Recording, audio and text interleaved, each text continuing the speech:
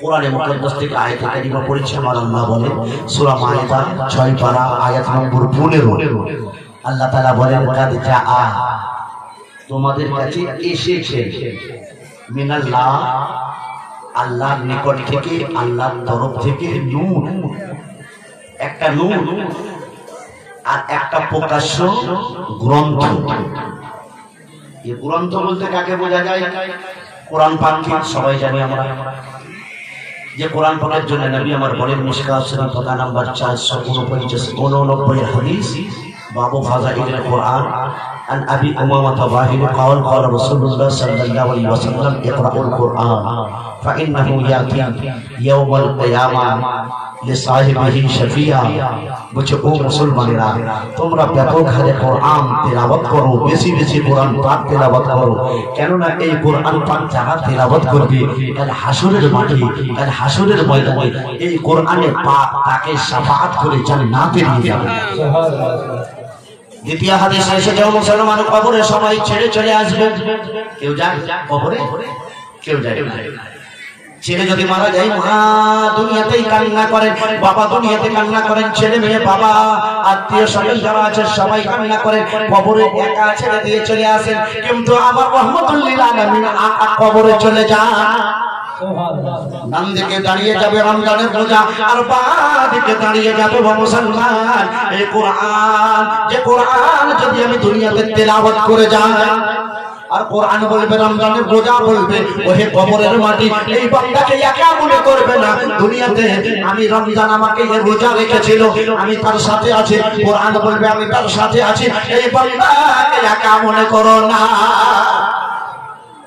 তাহলে কোরআন পাকের তেলাওয়াত, রমজানের রোজা, আর আমি যে দান খয়রাত করে যাই, আমার মাটির নিচে কোনো বিছানা থাকবে না, কিন্তু হাদিস বলে আমার এই দান খয়রাত গুলো, আমি যেগুলো গরিবকে দান করে যাই, এতিমকে দান করি, বা মসজিদ মাদ্রাসায় দান খয়রাত করি, এই দানগুলো কবরে আমার বিছানা হয়ে যাবে। সুবহানাল্লাহ, সুবহানাল্লাহ। ও মুসলমান, তো হাদিস শোনো। তার আগে বলে কোরআনে মুকদ্দাস আমার নবী সম্পর্কে বলেন কাদ জাআকুম মিনাল্লাহি নূর। আমার আলা হযরত তাই তো বলেন, এ রাজা সাহিবে কুরআন है मत्ता है हुजूर, तुझसे कब मुमकिन है मदहात রাসূলুল্লাহ।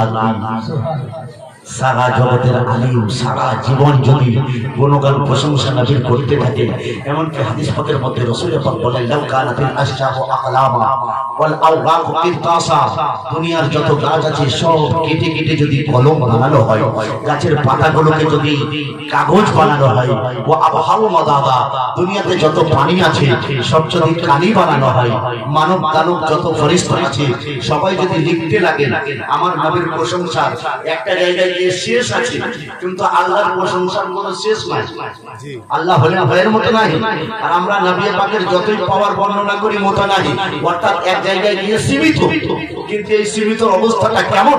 ও মুসলমান, যদি নবীর গুণগানের এত অবস্থা হয় যে দুনিয়াতে যত মানব দানব তাদের ক্ষমতার বিনাশ হয়ে যাবে, কাগজ যাকে গাছের পাতা যাকে কাগজ বানানো হয়েছিল শেষ হয়ে যাবে, গাছগুলো যা কেটে কেটে কলম বানানো হয়েছিল শেষ হয়ে যাবে, মানুষের ক্ষমতা শেষ হয়ে যাবে, জিন ফেরেশতাদের ক্ষমতা শেষ হয়ে যাবে, কিন্তু আমার নবীর গুণগান, আমার নবীর প্রশংসা কোনদিন শেষ হবে না। কোরআন বলে কাদ জাআ, তোমাদের কাছে এসেছেন। আসে কি? যে আমি যদি বলি যে এখন স্টেজে এলেন আপনাদের গ্রামের একজন সুযোগ্য আলেম দ্বীন কানিঝাড়া দক্ষিণ পাড়া জামে মসজিদের ইমাম সাহেব হযরত আল্লামা মাওলানা আলহাজ মুফতি ইমামুল হক সাহেব স্টেজে এলেন, স্টেজে এসেছেন। কোরআন পাক দেখুন, একটু বুঝতে হবে, যা আল্লাহ তাআলা বলছেন এসেছেন, নূর, নূর এসেছেন। এই আরবিতে যা আমরা স্কুলে ছাত্রদেরকে পড়াই তো তার চট করে বিপরীত শব্দটা বলি, যেমন কোন ইংলিশের টিচার বলবে নাই মানে রাত, বুঝতে পারছে না ছেলেটা রাত কি জিনিস, তা বলছে ডে মানে দিন, দিনের বেলায় সূর্য থাকে বাবা, এই সূর্য যখন গোপন হয়ে যায় চতুর্দিকে অন্ধকার ছেয়ে যায় তো তাকে নাইট বলে, রাত বলে, ছেলেটা বুঝে বুঝে এর নাইট শব্দ ঠিক যা কাম এর বিপরীত গো, এর বিপরীত আরবিতে জাহাদ। তাহলে বিপরীত শব্দটাকে যদি জানা যায় তাহলে সেই শব্দটাকে ভালোভাবে জেনে নেওয়া যায়। যারা সাহিত্যের বা আদিম জেনারা বা সাহিত্যিক জেনারা তারা এইগুলোকে খুব সুন্দরভাবে ছাত্রদেরকে বুঝিয়েছে। তো আল্লাহ তাআলা কোরআন পাকের মধ্যে বলছেন যা তোমাদের কাছে এসেছে। আসেন কি? আমি কলকাতা থেকে আপনার এখানে এলাম। কোন বুকা এই কম্পিউটার যুগের লোক এটা ভাববে না যে আজকে আমি নতুন তৈরি হলাম। হযরত আল্লামা মাওলানা মুফতি ইমামুল হক সাহেব স্টেজে এসেছেন, কোন বুকা এটা বুঝবে না যে আজকে নতুন উনি তৈরি হয়েছে। বুঝবে? এসেছেন তার মানে আগে হয় মসজিদে ছিলেন বা নিজের বাড়িতে ছিলেন বা হয়তো রাস্তাঘাটে লোক দাঁড়িয়ে আছে সেখানে লোকেদেরকে বসাবো বসাবো বলে হয়তো ওইখানে গিয়েছিলেন। আমি নিজের বাড়িতে ছিলাম বা স্কুলে ছিলাম, সেখান থেকে এসেছি। অর্থাৎ আসেন সেই যার পূর্বে কোথাও অস্তিত্বটা থাকে। তো আল্লাহ তাআলা বলছেন কদ জাআকুম মিনাল্লাহি নূর।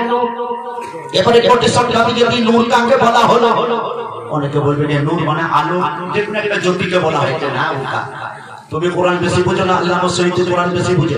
তুমি কোরআন বেশি বুঝো না, আল্লামা কাজী বাইজাবি কোরআন বেশি বুঝে। ও মুসলমান, আল্লামা জালালউদ্দিন সৈয়দ রাহমাতুল্লাহ আলাইহি তাফসীরের মহাগ্রন্থ লিখছেন, তাফসীরে জালালাইন। সেই তাফসীরে জালালাইনে বলছেন নূর থেকে আমার রাসূলুল্লাহকে বোঝানো হয়েছে। আল্লামা জামাখশরী তাফসীরে কাশফে বলে নূর থেকে আমার রাসূলুল্লাহকে বোঝানো হয়েছে। আল্লামা কাজী বাইজাবি তাফসীরে বাইজাবিতে বলে নূর থেকে আমার রাসূলুল্লাহকে বোঝানো হয়েছে। তাফসীরে তুরকে মনসুরে বলা হয়েছে ওখানে নূর থেকে আমার রাসূলুল্লাহকে বোঝানো হয়েছে। তাফসীরে ইবনে কাসিরে বলা হয়েছে ওখানে নূর থেকে আমার রাসূলুল্লাহকে বোঝানো হয়েছে। তাফসীরে রুহুল মাআনিতে আল্লামা আলুসী রাহমাতুল্লাহ আলাইহি বলেন যে ওখানে নূর থেকে আমার নবীকে বোঝানো হয়েছে। আল্লামা ইসমাঈল হাক্কি আলাইহি রাহমাহ তাফসীরে রুহুল বায়ানে বলেন যে ওখানে নূর থেকে তোমার নবী, আমার নবী, বিশ্ব নবী, সারা জগতের নবী আল্লাহ আমার রাসূলুল্লাহকে বোঝানো হয়েছে। সুবহানাল্লাহ সুবহানাল্লাহ। তাহলে এখানে নূর থেকে আমার নবীকে বোঝানো হয়েছে, এই বিষয়ে আর সন্দেহের কোনো অবকাশ থাকতে পারে না। তাহলে নবী নূর। তার আগে যে পয়েন্টটা আমি বলছি যা আল্লাহ তাআলা বলছে এসেছে। মা আমেনার ঘরে 571 খ্রিস্টাব্দ 12 রবিউল আউয়াল সুবহ সাদিক সোমবারের দিন জন্ম নিলেন। তার মানে আজকে নতুন ভাবে তৈরি হয়নি, আগে তৈরি হয়েছে। দারমি শরীফ প্রথম খণ্ড পাতা নাম্বার 144 এর হাদিস, মিশকাত শরীফ পাতা নাম্বার 176 হাদিস। আনে রবাজ বিন সারিয়া قال قال رسول الله صلى الله عليه وسلم اني مكتوب من الله خاتم النبيين وانا نبي وادم لا منجدله في دينه। আমার রাসূল পাক বলেছেন ও মুসলমানেরা শোনো, আদম নবী চারটি পদার্থ দিয়ে তৈরি, আগ খাক বাদ আতিশ, মাটি, পানি, অগ্নি, হাওয়া। বলছে আদম আলাইহিস সালামের শরীরের এই পদার্থগুলি আলাদা আলাদা জায়গায় ছিল। আদম নবী এখনো তৈরি হন নাই, আদম নবীর এখনো অস্তিত্ব হয়নি। বলছে আমি তার আগে আল্লাহর দরবারে নবী রূপে বিরাজমান ছিলাম। সুবহানাল্লাহ। দ্বিতীয় হাদিসে বলেন আমার রাসূলে পাক কুনতু নবিয়্যা ওয়া আদম বাইনা রূহি ওয়াল জাসাদ।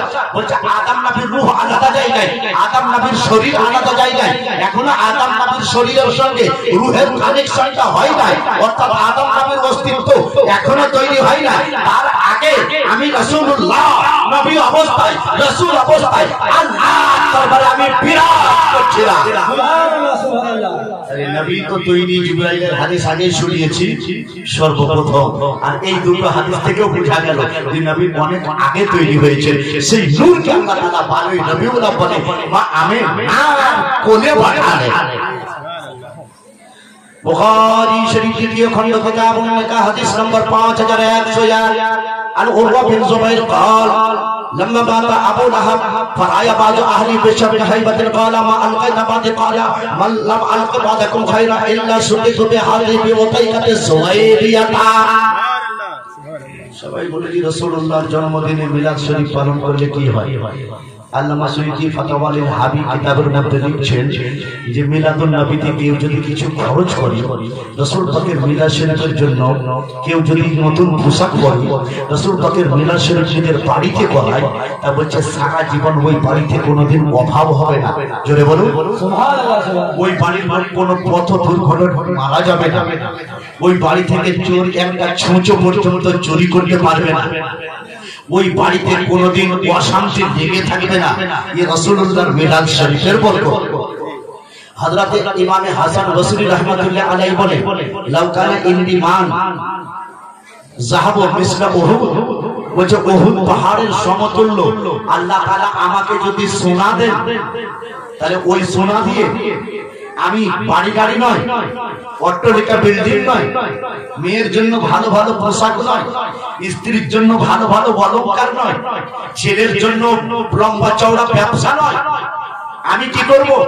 ওই বহুত পাহাড়ের নেই আল্লাহ তাআলা যদি আমাকে সোনা দেন, তো আমার নবী আমার রাসূল পাক, যার কারণে আমি সূর্যকে পেলাম, যার কারণে আমি চন্দ্রকে পেলাম, যার কারণে আমি পিতামাতা পেলাম, যার কারণে আমি জমিন আসমান পেলাম, যার কারণে আমি কোরআনে মুকদ্দাস পেলাম, যার কারণে আমি রোজাকে পেলাম, যার কারণে আমি নামাজকে পেলাম, যার কারণে আমি কাবার মতো কিবলাকে পেলাম, যার কারণে আমি আমার আল্লাহকে পেলাম। বলছে সেই নবীর মিলাদ শরীফে এই সমস্ত টাকাকে আমি ব্যয় করে দেব, খরচ করে দেব। সুবহানাল্লাহ সুবহানাল্লাহ। এই হলো রাসূলুল্লাহর আশিক। আর কিছু লোক মিলাদ শরীফের নাম শুনলে শরীরে খুজলি হয়, অ্যালার্জি হয়। কিছু লোক ডিম খেলে অ্যালার্জি হয় না? ডিম খেলে অ্যালার্জি হয়, কিছু লোকের ঘি খেলে অ্যালার্জি হয়। আর একটা বাংলাতে কথা আছে যে কুকুরের পেটে ঘি সহ্য হয় না, শুনেছেন তো? কুকুরের পেটে ঘি সহ্য হয় না। আরে এই যারা নবীর পাক্কা উম্মতি নয়, তারা রাসূলুল্লাহর মিলাদের খুশি তাদের সহ্য হয় না। শুনুন, এই দুই একজন ওলামার উক্তি দিলাম, আহলে সুন্নাত ওয়াল জামাত জমহুরের কওল যে বাড়িতে মিলাদুন নবী হয় সেই বাড়িতে 1 বছর পর্যন্ত আল্লাহর ফেরেশতার কানা গুনাহ হয়। সুবহানাল্লাহ সুবহানাল্লাহ। আন-নিমাতুল কুবরা কিতাবের মধ্যে লেখা রয়েছে যে বাড়িতে মিলাদুন নবী হয় সেই বাড়িতে 1 বছর পর্যন্ত আল্লাহর ফেরেশতা রহমতের ভান্ডার নিয়ে হাজির থাকে। এবারে বুখারী শরীফের হাদিসটা শুনুন। আবু লাহাব যখন মারা গেল, এই আবু লাহাব আমার নবীর চাচা, যখন মারা গেল কবরে তো আযাব হচ্ছে, তার পরিবারের কেউ তাকে স্বপ্নে দেখলো, আবু লাহাব কি হালে আছো? কবরে আযাব হচ্ছে, তো তা হচ্ছে কঠিন আযাব, বলো না। কিন্তু সোমবারের দিন সুবহ সাদিকের সময় এই আঙ্গুলটা, শাহাদাতের আঙ্গুলটা যখন চুষি মধুর মতো একটা স্বাদ অনুভব করি, আর সেই দিনের আযাবটা আমার একটু হালকা হয়ে যায়। তা বলছে কেন?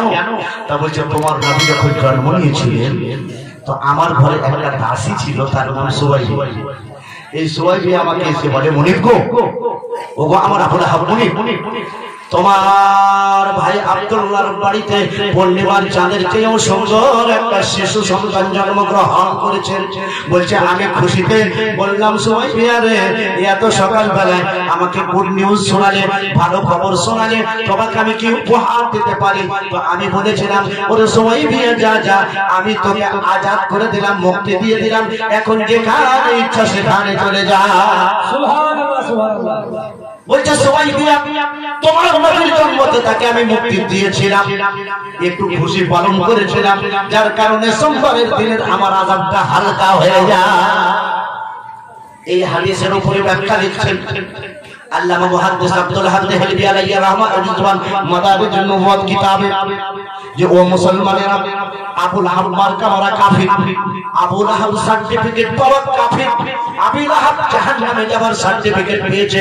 কোরআন বলে তাব্বাত ইয়াদা আবি লাহাব ওয়া তাব, বলছে ওই রকম জাহান্নামী, ওই রকম পাপী আমার নবীর জন্মদিন পালন করে যদি সামান্য পরিমাণ কবরের আযাবটা হালকা হয়ে যায়, তুমি আমি তো নবীর দিওয়ানা, আমরা তো ইয়া রাসূলুল্লাহ বললে ওয়ালা মুসলমান, আমরা তো কালেমা পড়লে ওয়ালা মুসলমান, আমরা তো কাবাকে কিবলা বানলে ওয়ালা মুসলমান। বলছে আমরা যদি রাসূলুল্লাহর মিলাদুন নবী পালন করি, তাহলে নিশ্চয় নিশ্চয় নবীর গোলাম রূপে আমরা জান্নাতে হয়ে যাব। আমি ভয় করি না জাহান্নামে, ও গো আগুন ধরায় নবীর নামে রে আমি ভয় করি না জাহান্নামে আগুন ধরায় নবীর নামে রে তাই রবনা নরা ধামে আগুন হবে ফুল খোদার নূরে তৈরি গয়া আমার মুহাম্মদ রাসূল খোদার নূরে তৈরি গয়া আমার মুহাম্মদ রাসূল নামে নামে দরুদ পড়ে মিজানেতে পুষ্প চড়ে রে পাপ পড়ে হালকা হবে হবে না নেকে সমতল খোদার নূরে তৈরি গয়া আমার মুহাম্মদ রাসূল ও মুসলমান যে এই রাসূলুল্লাহ হলেন আমাদের কাছে আল্লাহর সবচেয়ে বড় অনুদান কোরআনে পাক সূরা আম্বিয়া 17 পারা আয়াত নম্বর 107 আমার আল্লাহ বলেন ওমা আরসালনাকা ইল্লা রাহমাতাল লিল আলামিন নবী গো তোমাকে আমি সারা জগতের জন্য রহমত করে প্রেরণ করেছি পাঠিয়েছি সারা জগতের জন্য নবী আমার করুণা হিন্দু মুসলিম জৈন খ্রিস্টান বৌদ্ধ আসমান জমিন সূর্য চন্দ্র নক্ষত্র গ্রহ নদ নদী সমুদ্র সকলের জন্য নবী হলে রহমত এই নবীর মতো রাসূলের পাকের মতো বড় অনুদান আল্লাহর আর কিছু আছে তো নবীর চেয়ে বড় অনুদান আর কিছু হতে পারে না এবারে কোরআনে মুকাদ্দাস বলে সূরা ইউনূস আয়াত নম্বর 58 আমার আল্লাহ বলেন কুল বিফাদলিল্লাহি ওয়া বিরহমাতিহি ফাবিযালিকা ফালইফরাহু আল্লাহ তাআলা বলেন হাবিব তুমি বলে দাও মানুষরা যখন আমার ফজলে ইহসান পাবে আমার রহমত ও করুণা পাবে তখন তারা যেন তাতে খুশি প্রকাশ করে তো আল্লাহ তাআলা বললেন যে আমার নিয়ামত পেয়ে আমার অনুদান পেয়ে ও আমার বান্দা তোমরা খুশি প্রকাশ করিও দুঃখ নয় যে কিছু লোক বলে যে 12 রবিউল আউয়ালে রাসূলুল্লাহ ইন্তেকাল করেছেন বলে না কিছু লোক হ্যাঁ আপনি 12 রবিউল আউয়ালে জন্মগ্রহণ করেছেন তাহলে ওই দিনে দুঃখ পালন করব না খুশি পালন করব ওই হাওড়া জেলার এক মোকা কবি আরে আসলে হাওড়া জেলার এক মোকা কবি বলে এই দিনেতে নবী এলেন এই দিনেতে নবী গেলেন খোদা গো তুমি দাও না বলে আজ দুঃখ পাবো না খুশি পাবো ये যারা শুনে তারাও বোকা আর যে গাইছে সেও বোকা আর এই নবীর নাম গাইতে গেলে আগে রাসূলুল্লাহর মহব্বত থাকতে হবে নবী তো আজ থেকে 1400 বছর আগে বলে গেছে যে কোন বাড়িতে কেউ যদি মারা যায় তাহলে 3 দিন শোক পালন করিও কদিন 3 দিন শোক পালন করিও 4 দিন পর্যন্ত শোক পালন করা যাবে না হ্যাঁ কারো স্বামী যদি মারা যায় তাহলে তার স্ত্রী 4 মাস 10 দিন কাউকে বিয়ে করতে পাবে না 4 মাস 10 দিন হয়ে গেল অন্য কাউকে বিয়ে করতে পারে অন্য কোথাও যেতে পারে এই 4 মাস 10 দিন স্ত্রীকে শোক পালন করতে হয় তাহলে হাদিস বলল শরীয়ত বলল যে কারো ইন্তেকালে 3 দিন শোক পালন করা যায় জি বুঝে নিয়েছেন তাহলে রাসূল পাক ওই দিনে পর্দা লাভ করবেন মারা গেছেন এই খারাপ শব্দ আমরা ব্যবহার করি না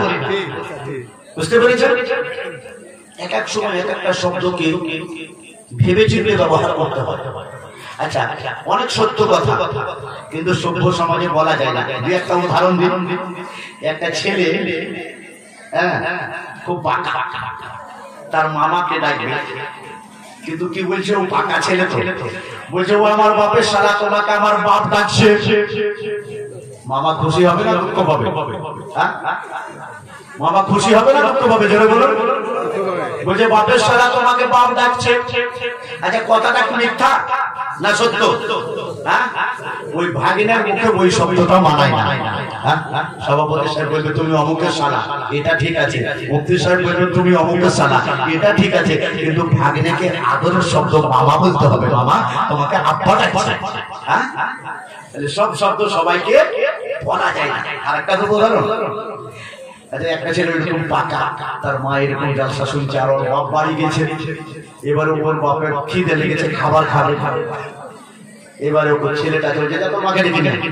এবার ওর মা এসে বলছে, ও গো জরিনা, আমার বাপের স্ত্রী তোমাকে আমার বাপ ডাকছে। অনেক মেয়ে আছে, বলছে তোর ছেলেটা কেমন রে জরিনা? হাই হাই রে, তোকে মা বলছে না। তো ওর মাও বড় জ্ঞানী, তা বলছে ভুল কথা বললো, ও তো ঠিকই বললো, মা তো বাপের স্ত্রী হয়। তা বলছে জরিনা, মা বাপের স্ত্রী সবাই জানে। এটা পাড়ার লোক যদি বলে জরিনা অমুকের স্ত্রী, সেটা ঠিক আছে। তোর বাপ যদি বলে জরিনা অমুকের স্ত্রী, সেটা ঠিক আছে। তোর শ্বশুর যদি বলে জরিনা অমুকের স্ত্রী, সেটা ঠিক আছে। কিন্তু তোর ছেলেকে মুখ ভরা শব্দ মা, আদরের শব্দ মা বলতে হবে। বাপের স্ত্রী এই শব্দটা ছেলে বলতে পারে। তো আমরা রাসূল পাকের উম্মতি হয়ে কি করে বলতে পারি নবী মরে গেছেন? নাউজুবিল্লাহ, কখনো এই শব্দ ব্যবহার করবেন না। আর কোরআন তো বলে বলা তাকুলু লিমাইয়াতালু ফি সাবিলিল্লাহি আমওয়াত, যারা আল্লাহর রাস্তায় শাহাদাত বরণ করেছেন তারা মরে গেছে, এই কথা বলিও না। কেউ যদি বলে আমিরে হামজা মরে গেছে, সে কোরআনকে মানল না। কেউ যদি বলে ইমামে হোসেন মরে গেছে, সে কোরআনকে মানল না। আর আমার রাসূলের পাক যে ওই ইহুদি মেয়েটা বিষ পান করিয়েছিল মানুষের সাথে, সেই বিষ পান করার কারণে আমার রাসূলের পাক যখন ওফাত লাভ করেন, তো ওই বিষ পান করার কারণে ওফাত লাভ করেছিলেন। তো আমার রাসূলুল্লাহ শাহাদাতের মর্যাদাও পেয়েছে। তাহলে কোরআন বলে নবী মরে গেছে, এই কথা বলিও না। আর এরা বলছে নবী মরে গেছে। আরে গাধা, নবী যদি মরে যায়, নবী তো হচ্ছে জাহানের প্রাণ, সমস্ত জিনিসের জান। এই প্রাণ যদি বেঁচে না থাকে, সামান্য ড্রাইভার ঘুমিয়ে গেলে বাস ধ্বংস হয়ে যায়। আজমির শরীফ যাচ্ছেন 50-55টা প্যাসেঞ্জার নিয়ে, ড্রাইভার বাবু জেগে আছে আর প্যাসেঞ্জার 50টা সবাই ঘুমাচ্ছে, কারো কোনো ক্ষতি হবে? হবে না। কিন্তু ড্রাইভার যদি 1 মিনিট ঘুমিয়ে যায়, ये 50টা প্যাসেঞ্জার পটল তুলে বসে থাকে, আর কেউ বাড়ি ফিরে আসবে না। ও মুসলমান বলতে এটাই চাই, একটা ড্রাইভার যদি 1 মিনিট ঘুমিয়ে যায়, প্যাসেঞ্জার বাঁচতে পারে না, বাসের লোকেরা বাঁচতে পারে না, সেই বাসটা বাঁচতে পারে না। ও মুসলমান, সারা জগতের যিনি প্রাণ, ড্রাইভারের চেয়ে অনেক গুণ বড়। সূর্য বেঁচে আছে, নবী আছেন বলে। চন্দ্র বেঁচে আছে, নবী আছেন বলে। আসমান নাই মানে, নবী আছেন বলে।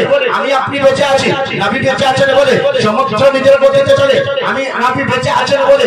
সূর্য ওঠে নিজের সময়ে, নবী বেঁচে আছেন বলে। রাসূলুল্লাহ বেঁচে আছেন বলে।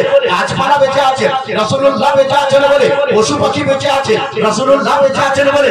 এখনো পাহাড় তলায় মান আছে, আমার রাসূলুল্লাহ সারা জগতের প্রাণ। এই কারণে আমার আল্লাহ তাআলা দিচ্ছে, ও মুসলমানেরা শোনো, ও মুসলমানেরা শোনো, নবীকে সামনে ধরে বলছে, ইয়া রাসূলুল্লাহ তুজুল্লাহ হে আল্লাহ, তুজুল্লাহ হে আল্লাহ, আরে চশমে আলম से चुप जाने वाले, चमक से पाते हैं सब पाने वाले, मेरा दिल भी चमका दे चमकाने वाले।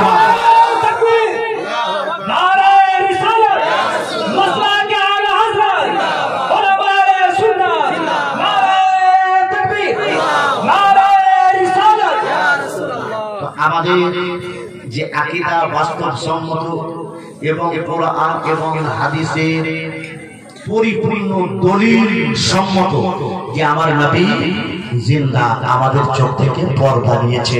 তো বলছিলাম যে শোক পালন 3 দিন করা যায়। রাসূলুল্লাহ পর্দা নেওয়া হাজার হাজার বছর, 1400 বছর হয়ে গেল, আর শোকের দরকার নাই। কিন্তু কোরআন বলছে আল্লাহ নবীর মতো নিয়ামত পেয়েছো, খুশি পালন করো। তো খুশি পালনে কি করা যায়? নতুন পোশাক পরা যায়, খুশি পালনে গরিব দুঃখীকে খাওয়ানো যায়, খুশির সময় কোরআন পাঠ তেলাওয়াত করা হয়। তাই তো রাসূলুল্লাহর জন্মদিনে কোন মুমিন ও মুসলমান দরুদ ও সালাম পড়ে। আজ নবীজির জন্মদিবস, ফাতিহা ও ওয়াজদাহা, কেউ পড়ে দরুদ সালাম, কেউ পড়ে কালাম। আজ নবীজির জন্মদিবস, ফাতিহা ও ওয়াজদাহা, ও মুসলমান, এই নবীর জন্মদিনে কেউ কুরআন তেলাওয়াত করে, কেউ দুরূদ ও সালাম পড়ে, কেউ গরিবকে খাবার খাওয়ায়, কেউ মানুষকে কাপড় পরায়, কেউ নিজের মসজিদ নিজের মহল্লাকে সাজায়, আর আশিকেরা রাস্তায় নেমে শান্তি মিছিল করে, জুলুস করে, ইয়া রাসূলুল্লাহ ইয়া রাসূলুল্লাহ নারা যে এটা আশিক আর মহব্বত যারা রাখে তাদের খুঁজে চলে যত পারবে আমার রাসূলুল্লাহর জন্মের দিনে খুশি পালন করব। আর একটা হাদিস বলি, মিশকাত শরীফ পাতা নাম্বার 664 হাদিস নাম্বার 1944 عن ابي قتاده قال سئل رسول الله صلى الله عليه وسلم عن يوم الاثنين قال فيه ولدت وفيه نزل علي। সাহাবাদের মধ্যে একজন বিখ্যাত সাহাবী হযরতে আবু কাতাদা, তিনি আমার রাসূলের পাককে জিজ্ঞাসা করেছেন, ইয়া রাসূলুল্লাহ, এই সোমবারের দিনে আপনি বেশি বেশি রোজা কেন রাখেন? সোমবারের দিনে এত বেশি রোজা কেন রাখেন? নবী আমার বলছেন, ওরে আমার সাহাবা শোনো, সোমবারের দিন এমন একটা দিন, সোমবারের দিন এমন একটা ভালো দিন, ওই দিনে আমি নবী জন্ম নিয়েছি, আর ওই দিনে আমার উপরে প্রথম কোরআন নাযিল হয়েছে, এই খুশিতে আমি নবী রোজা রাখি। নবী নিজের জন্ম দিবস রোজা রেখে নেক আমল করে পালন করেছে। আমরা রাসূলুল্লাহর আশিক মিলাদ মাহফিল করে, কেউ রোজা রেখে, কেউ নফল নামাজ পড়ে, কেউ গরিবদেরকে বস্ত্র দিয়ে, কেউ মানুষকে দান খয়রাত করে, কেউ শান্তি মিছিল করে, কেউ মিলাদুন নবী পড়ে, কেউ কোরআন পাক তেলাওয়াত করে আমরা রাসূলুল্লাহর জন্ম দিবস পালন করি। এই নবীর সুন্নাত আদায় করা হলো। যে মা আমিনাকে জিজ্ঞাসা করলেন, মা আমিনা, তুমি আমার নবীকে কেমন ভাবে জন্ম দিলে? দয়ার নবীর আম্মি জন্ম আমিনা বলেন, মাওয়াহিবুল লাদুনিয়া কিতাবের মধ্যে হাদিস লেখা, মুআরিজুন নবুওয়াত কিতাবের মধ্যে হাদিস লেখা। মা আমিনা বলে, আমার নবী আমার গর্ভে এসেছেন, নবীজি নূর রূপে আমার গর্ভে এসেছেন, এটা আমার জানা ছিল না। কারণ মায়েরা যখন অন্তঃসত্ত্বা হয়, মায়েদের পেটে যখন সন্তান আছে, ও মুসলমান, মায়েদের মাথা ঘুরে, বমি বমি ভাব লাগে, শরীরে অলস ভাব চলে আসে। কিছু নিদর্শনের মাধ্যমে জানতে পারে মা যে আমি অন্তঃসত্ত্বা হয়েছি। আর যে মা জানতে না পারে, ডাক্তারের কাছে যায়, ডাক্তার ব্লাড টেস্ট করার পরে বলে তুমি অন্তঃসত্ত্বা। সেই যুগে এত চিকিৎসা শাস্ত্রের উন্নতি ছিল না। মা আমিনা বলছেন, ও মুসলমানেরা শোনো শোনো, তোমাদের নবী আমার গর্ভে এসেছেন, আমি কি করে জানতে পারলাম? বলছে কয়েকটা ঘটনা থেকে জানতে পারলাম। ও মা আমিনা, বলো বলো সেই ঘটনাটা কি? মা আমিনা বলে, আমি যখন রাস্তায় বেরোতাম, আগে বেরিয়েছি, কোনো পাথর আমাকে পুষতো না, সালাম করতো না, কোনো গাছ আমাকে সাজদা করতো না, কোনো পশু পাখি আমাকে সালাম করতো না। কিন্তু এখন আমি তোমার নবীকে যখন নিজের গর্ভ মোবারকে, নিজের শেকম মোবারকে রেখেছিলাম, রাস্তায় যখন বেরোলাম, গাছকে দেখতে পেলাম, আমাকে সালাম জানায়। বলে, ও মা আমিনা, আসসালাতু আলা নূরিল্লাযী ফি বাতানিকি, ও গো আমিনা, তোমাকে সালাম জানায়, আর তোমার গর্ভে যে নূর আরাম করছেন, সেই নূর নবী মুস্তাফাকে সালাম জানায়। সুবহানাল্লাহ। বলছে পশু পাখি যখন আমাকে দেখে, তারা এই কথা বলে, আসসালামু ইয়া আমিনা আলা নূরিল্লাযী ফি বাতানিকি, ও গো আমিনা, তোমার গর্ভের মধ্যে যে নূর আরাম করে, যে নূর বিরাম করে, যে নূর বিশ্রাম করে, ও গো আমিনা, সেই নূরকে এবং তোমাকে, তুমি নবীর মা, তোমাকেও সালাম জানায়। মা আমিনা বলে, সবচেয়ে আশ্চর্য খবর এটা, সমুদ্রের নিচে থেকে ও মাছেরা কি করে জানলো যে আমার পেটে নূর নবী আরাম করছে? বললে সমুদ্রের নিচে থেকে মাছেরা পর্যন্ত আমাকে সালাম জানাচ্ছে। আরে আল্লাহর কুদরতে কিছু জিনিস আল্লাহ তাআলা কিছু মানুষকে, কিছু বস্তুকে জানায় যেটা সবাই জানতে পারে না। পাড়া গ্রাম আপনাদের কলকাতায় বুঝতে একটু কষ্ট হয়, কিন্তু পাড়া গ্রামে এটা বুঝতে কষ্ট হবে না। আচ্ছা, এই দেশের মা বোনেরা মুরগি পুষে তো কমে গেছে অনেক, নাকি? আগে খুব বেশি পুষতো। তো মুরগিকে রাখার জন্য বাড়ির বাইরে উঠানে আঙিনায় কি করা হয়, মুরগির একটা ছোট্ট ঘর তৈরি করা হয়। ওই ঘরটার নাম বিভিন্ন জায়গায় বিভিন্ন ভাষা আছে, কোথাও ধর্ম বলে, কোথাও খুল্লো বলে। আপনাদের এখানে কি বলে? খুল্লো বলে। আচ্ছা, তো ওই খুল্লে ঘরে কোনো জানলা থাকে? থাকে? জানলা থাকে না। আচ্ছা এখন তো টেলিফোনের যুগ, ওই মোরগ মুরগিদের কাছে কোনো টেলিফোন আছে? কিন্তু যদি আপনি রোজা রাখেন এখন কোনদিন আর উঠে যান ভোর 3টের সময়, তো দেখবেন মোরগ বাং দিচ্ছে। ওকে কে বললো ভোর হয়ে গেছে, 3টে বাজে। তারপরে ওই সময়টা সুন্দর সময় আমার রাসূল পাক বলেন যে 8টা ওয়াক্তে আল্লাহর দরবারে খুব তাড়াতাড়ি দোয়া কবুল হয়। তার মধ্যে একটা সময় জাওফিল লাইলের আখির, রাতের শেষ অংশে আল্লাহর দরবারে আপনি যে দোয়াটা করবেন আমার আল্লাহ বড় মেহেরবান, সেই দোয়াকে কবুল করে নেবেন। মরক যখন বাং দেয় ওই সময় যে দোয়াটা করা হয় সেই দোয়াটা আমার আল্লাহ তাড়াতাড়ি কবুল করে নেন। আজানের শেষে যে দোয়াটা করা যায় সেই দোয়া আল্লাহ তাআলা তাড়াতাড়ি কবুল করে নেন। কঠিন বৃষ্টি হচ্ছে সেই সময় আল্লাহর দরবারে যে দোয়াটা করবেন আমার আল্লাহ তাড়াতাড়ি কবুল করে নেবেন। ফরজ নামাজের পরে যে দোয়াটা আপনি করবেন ওই দোয়াটা আমার আল্লাহ তাড়াতাড়ি কবুল করে নেবেন। আর ও মুসলমান, ইফতারের সময় রমজান মাসে যে দোয়াটা করবেন ইফতারের ওয়াক্তে সেই দোয়াটা আমার আল্লাহ তাড়াতাড়ি কবুল করে নেন। আর জুম্মার দিনে একটা ওয়াক্ত আছে, একটা সময় আছে, ওই সময়টা কেউ হারাবেন না। ওই সময় আপনি আল্লাহর দরবারে যে দোয়া করবেন আমার আল্লাহ কবুল করে নেবেন। ও মুসলমান, তো বলতে চাইছে না মনে মরক মুরগিকে কে বললো, মরকটাকে কে বললো যে ভোর হয়ে গেছে? আল্লাহর দান, যে এটা আল্লাহর দান যে আল্লাহ তাকে এমন স্মৃতি শক্তি দিয়েছে সন্ধ্যাবেলায় ওকে ডাকতে হয় না। ও ঠিক নিজের মনিবের বাড়িতে ঢুকে যাবে আর নিজের ছোট্ট ঘরটায় ঢুকবে। আবার ভোর 3টা হবে, এই ভোর 3টা থেকে আমরা বলি বাং দিচ্ছে না, ও নিজের ভাষায় আমার আল্লাহকে ডাকছে। সুবহানাল্লাহ সুবহানাল্লাহ। হায়রে মুসলমান, মুয়াজ্জিন বলে আসসালাতু খায়রুম মিনান নাওম, তোমার নিদ্রা অপেক্ষা নামাজ উত্তম। আমরা আজানটা শুনলাম এই কানে, আর আরেকটা করট মেরে একেবারে সকাল করে দিলাম। সূর্য এক তাল গাছ উঁচু হয়ে গেছে, তারপরে বললাম মা খাতুনে জান্নাত ফাতেমা রাদিয়াল্লাহু আনহা ফজরের নামাজ পড়ে একদিন শুয়ে পড়েছে। আকা আমার এসে বলছেন, বেটি ফাতেমা, বেটি ফাতেমা, এই ফজরের পরে ঘুমোতে নাই, ঘুমোতে নাই। কারণ যখন সূর্য ওঠে আমার আল্লাহ তখন রুজি বিতরণ করেন। যারা জেগে থাকে তারা রুজি পায়, আর যারা ঘুমিয়ে থাকে তাদের ভাগ্যে কম রুজি লেখা হয়। ও মুসলমান, কত সুন্দর ওই ওয়াক্তে আমার নবীর সঙ্গে কানেকশন বলে এখনকার ডাক্তাররা বলে সুগার হয়েছে ভোরের বেলায় হাঁটাহাঁটি করো, প্রেসার হয়েছে ভোরের বেলায় হাঁটাহাঁটি করো, থাইরয়েড হয়েছে ভোরের বেলায় হাঁটাহাঁটি করো, বলছে হার্টের প্রবলেম হয়েছে ভোরের বেলায় হাঁটাহাঁটি করো। এই ভোরের সময়টাকে আজকের ডাক্তাররা পর্যন্ত অ্যাকসেপ্ট করছে। गूंज उठी सदाए मरहबा, आ गए हुजूर आ गए। गूंज उठी सदाए मरहबा, आ गए हुजूर आ गए। जश्न एतबार पे मना, आ गए हुजूर आ गए। রাত কেঁদে কেঁদে বলেছিল, আল্লাহ গো তোমার নবীকে আমার মাঝে পাঠাও, তাহলে আমি সম্মানিত হয়ে যাব। বলেছিল মুসলমান, ও আল্লাহ তোমার নবীকে আমার মাঝে পাঠাও, তাহলে আমি দিন বেশি সম্মানিত হয়ে যাব।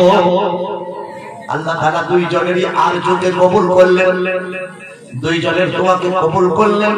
আমার নবীকে পাঠিয়ে দাও ভোরের সময়ে।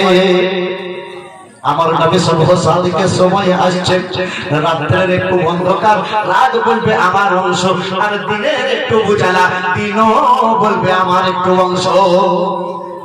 আর আরশ ফরশ কি গো তাগো, তু বড়া হয়া मैं बड़ा। আরশ ফরশ কি গো তাগো, तू बड़ा है या मैं बड़ा। फर्श बोला अब हूँ मैं बड़ा, आ गए हुजूर आ गए, आ गए हुजूर आ गए। गूंज उठी सदाए मरहबा, आ गए हुजूर आ गए। একদিন বিতর্ক লেগেছে, ঝগড়া লেগেছে জমিন আর আসমানে। আসমান বলছে এই জমিন আমি যদি ভেঙে পড়ি তোর মুখে পড়বো, তোর উপরে আমি, তোর চেয়ে আমি উত্তম। আমার মুখে সূর্য চাঁদ সবকিছু আছে, আমার সূর্য রোদ না পেলে তো দিন হবে না, আমার চাঁদের আলো না পেলে তোর রাত্রিটা ভালো লাগবে না। ফুটানি কি করছি তো আমার চেয়ে উত্তম নাকি? জমিন বুঝাই বড় বড় পাহাড়, হিমালয় পাহাড়, তুর পাহাড়, তুরস্কের বড় যদি পাহাড়, বলছে এই পাহাড় আমার বুকে আছে, গাছপালা আমার বুকে আছে, সমুদ্র আমার বুকে আছে। এত কেন ফুটো রেখেছি, হচ্ছে আমি উত্তম। আসমানকে বলছে সবচেয়ে বড় কথা এটাই, আরে আমার বুকে জন্ম নিয়েছিল মা আমেনার লাল, যার চরণ ধুলি আমি 24টি ঘন্টা পাই, আর একটা রাত সেই নবীজির চরণ ধুলি নেবার জন্য তো আল্লাহর দরবারে হাজারবার কান্না করি। তাই মিরাজ শরীফের রাতে ওই নবীজির চরণ ধুলি একটা রাত তো পেয়েছে, আর আমি তো নবীজির চরণ ধুলি বারবার পাই। তাই জমিন বলে এতক্ষণ হয়তো উঁচু ছেলে, তো হয়তো আমার চেয়ে উত্তম ছেলে, কিন্তু যখন নবীর চরণ ধুলি পেয়ে গেলাম আমি জমিন নিজে ধন্য হয়ে গেলাম। তাই কবি বলে আর ফরস কি थे गोता गो तू बड़ा हया बड़ा, फर्श बोला अब हो मैं बड़ा, क्यों आ गए हुजूर आ गए, आ गए हुजूर आ गए। তাই মা আমেনা বলে ইন্নাল হাজারা লা ইয়ালিনু আলা তাহতি কাদামি, বলছে বলে জগতের লোকেরা, ও দুনিয়ার মায়েরা সদস্য, আমি কেমন ভাবে জানতে পেরেছিলাম যে আমি অন্তঃসত্ত্বা। এতদিন কত পাথরে পা দিতাম, কত মরুভূমির বুকে আমি কত ছোট ছোট বালু কণায় পা দিতাম, কোনদিন তারা আমার পায়ের নিচে মম হতো না।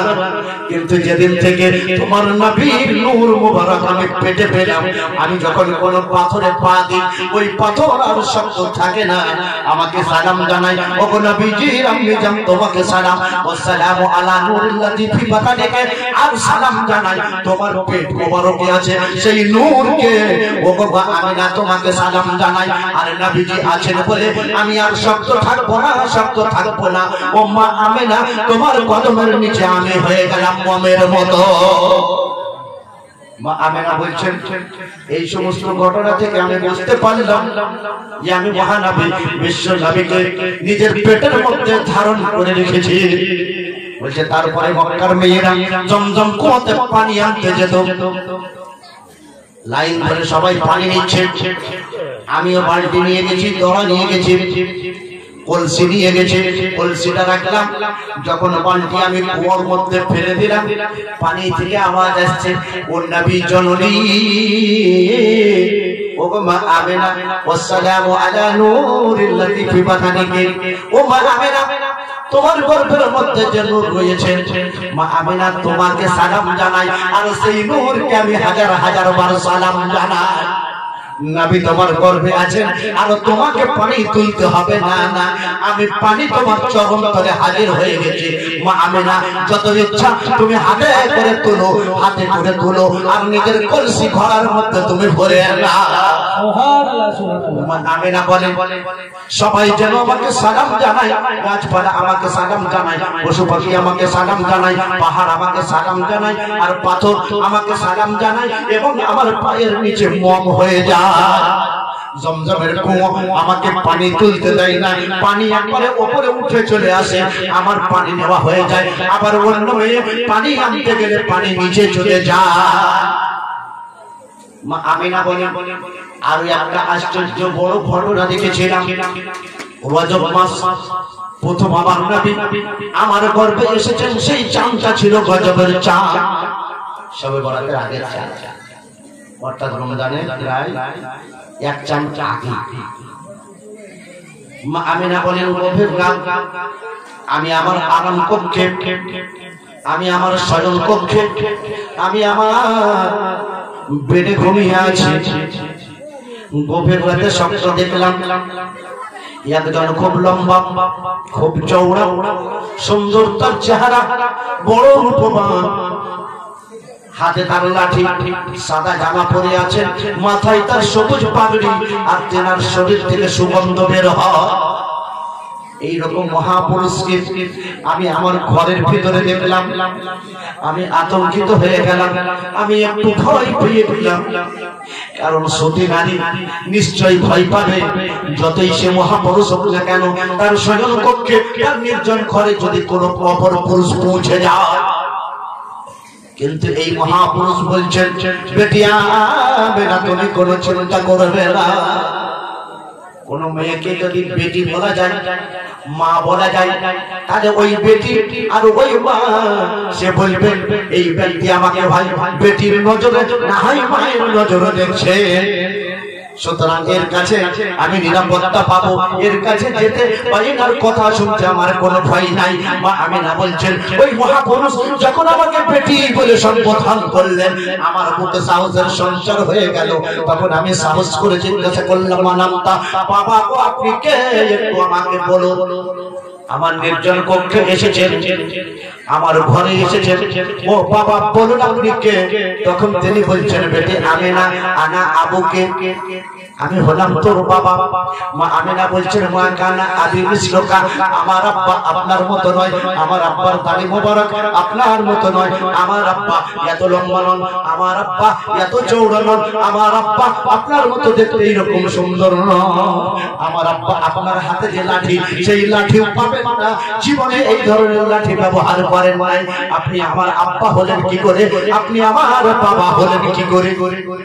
ওই মহাপুরুষ তখন বলছেন, বেটি আমিনা রে, আমি তোর বাবা, তোর বাপের বাপ, তোর দাদার বাপ, মক্কায় যত লোক আছে সকলের বাবা, আরব ভূমিতে যত লোক আছে সকলের বাবা, সারা বিশ্বে যত মানব মানবী আছে, যত মানুষ আছে, আর যত নারী আছে, নর নারী আছে, আমি সকলের বাবা।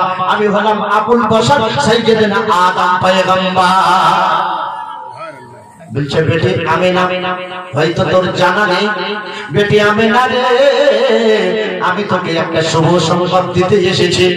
ও বেটি আমিনা, অনেক মা পয়গম্বরদেরকে জন্ম দিয়েছেন, অনেক মা নবীদেরকে জন্ম দিয়েছেন, আর দুনিয়াতে অনেক মা হয়তো বৈজ্ঞানিককে জন্ম দিবে, কেউ হয়তো ডাক্তারের মা হবে, কিন্তু বেটি আমিনা তোমার মতো ভাগ্যবতী আর কোনো মা হতে পারবে না, তোমার মতো সৌভাগ্যের অধিকারী আর কোনো মা হতে পারবে না। কারণ বেটি আমিনা তুমি এমন এক সন্তানকে জন্ম দিবে, সারা বিশ্বে যার কোনো তুলনা না। জামানা দিবানা ও মায়া আমিনা, তোমার লালের নে তুলনা তুলনা। জামানা দিবানা ও মায়া আমিনা, তোমার লালের নে তুলনা তুলনা। আমার নবীর জন্ম যখন হলো মক্কায়, শুকনো গাছে ফুল ফুটিল মরু সাহারায়, ও গো মরু সাহারায়। নবীর ইশারায় গাছে সে সালাম জানাই, আসমানের চাঁদ হয় নবীর খেলনা। তোমার লালের নে তুলনা তুলনা। জামানা দিবানা ও মায়া আমিনা, তোমার লালের নে তুলনা তুলনা।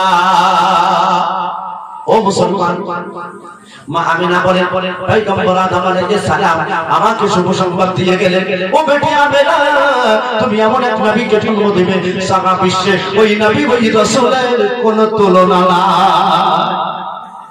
দ্বিতীয় মাসে আরেকজন পয়গম্বর এসে আমাকে এই শুভ সংবাদ দিলেন, তিনি হচ্ছেন ঈসা আলাইহিস সালাম। 3 মাসে আমাকে হযরত ইদ্রিস আলাইহিস সালাম, 4 মাসে আমাকে হযরত নূহ আলাইহিস সালাম, যখন 5 মাস আমার নবী আমার গর্ভে রয়েছেন, হযরত হুদ আলাইহিস সালাম এসে আমাকে শুভ সংবাদ দিয়ে গেলেন।